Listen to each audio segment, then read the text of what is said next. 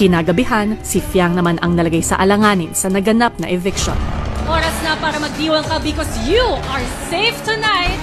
Fiang! Congratulations, Fiang!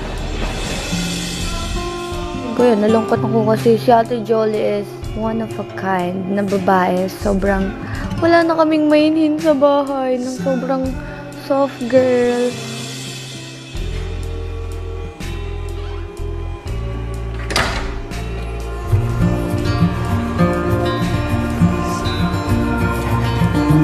Masaya po ako kay Kuyang po kasi niligtas ngayon gabi. Nakakabala pala doon, nakakabaliw. Ayaw ko na doon. Sa'yo.